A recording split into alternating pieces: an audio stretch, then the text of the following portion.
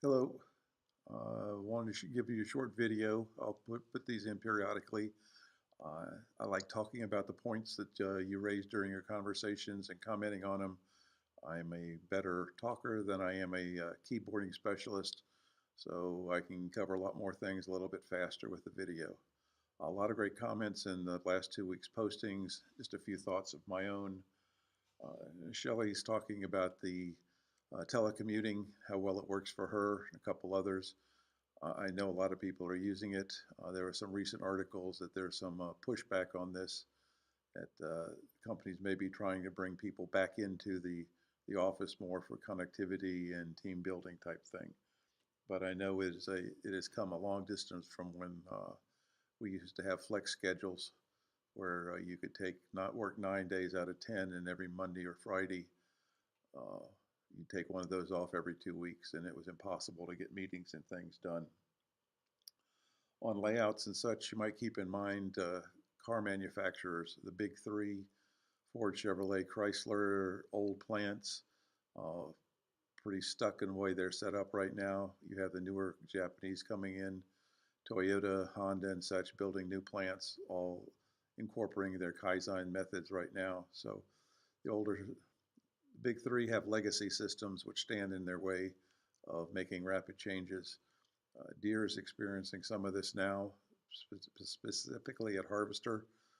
Big changes over at Harvester to build a larger capacity combine, moving things around and such. Not only building wise, but you have to consider the infrastructure, the data processing, wiring that goes throughout the factory. Can it handle the load that you need right now for your intelligent tools? A lot of upgrades to fiber optic wiring and such are needed, but to keep pace with what's going on. A couple mentions of McDonald's in their layout. I think you'll see McDonald's here in the just in time uh, this week. Outsourcing. If you've ever gone to Target and Walmart and such, and you look at their bakeries, Panera and such, there was a period of time when those bakeries could not find enough qualified bakers to show up at 2 and 3 in the morning to produce quality products. So they outsourced a lot of their bakery stuff to manufacturers such as Hill and Valley and others in the area to make the products and bring those in. Now you will see some of them have recouped with new baker talent coming in. So there is a lot of decorating stuff going on. So just a point of whether you're going to bring it in-house or out or keep it outside is a matter of the talent and the workforce that's available to you.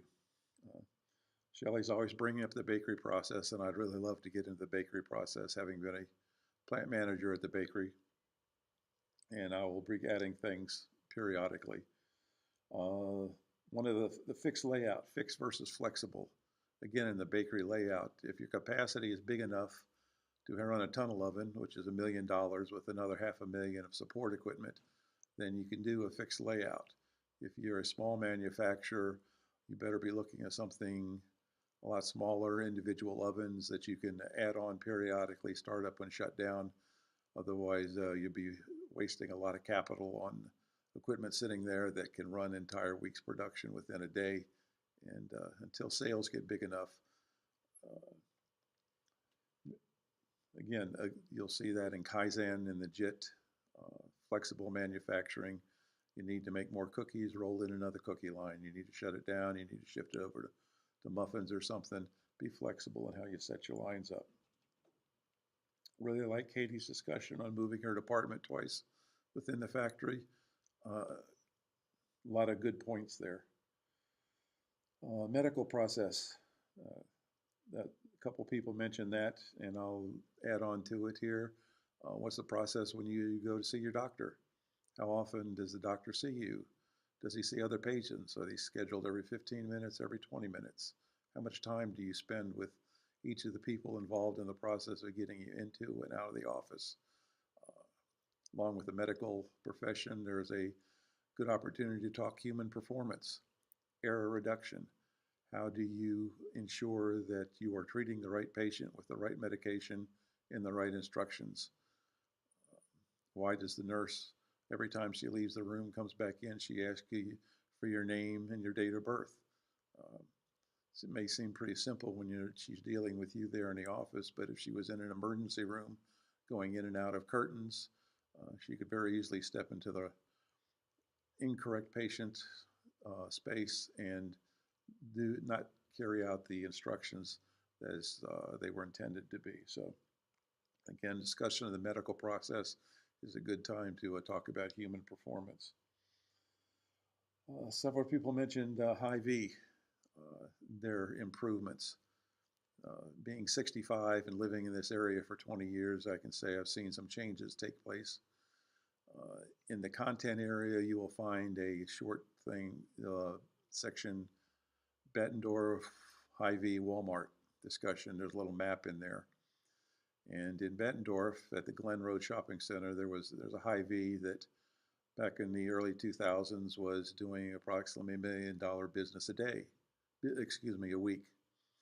And Walmart opened up in Elmore Avenue, which is about 4 to 5 miles away. So no big deal until they introduced the grocery aspect of their business. Now you have people in upscale neighborhoods between the two that have an opportunity to go someplace other than Hy-Vee.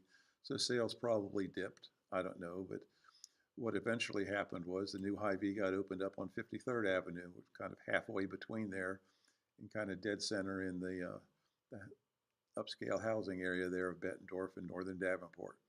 So again, Hy-Vee responding to the pressure that Walmart put on them. Might also say the older Hy-Vees, if you've ever been in an older store, the colors that stick in my mind are dark yellow, brown, maybe even black. The aisles were narrow, the floors were yellow, lighting was yellow and dim. It's very crowded, as opposed to what you see right now is the wide aisles, bright, well lit, wide open. So again, the pressure of Walmart making other organizations respond, and when they respond, the customers benefit from that. Just a few points there for you. I hope you're enjoying the course, getting a lot out of it. As I say, this is my favorite week at Kaizen. You've looked over products and services, you've looked at layouts and things. Kaizen is about how we can improve things to not eliminate people, but more effectively use them. Because we never want to eliminate a job and put someone out of work. If you do that, you automatically turn off your employees. Engagement goes down and no one participates.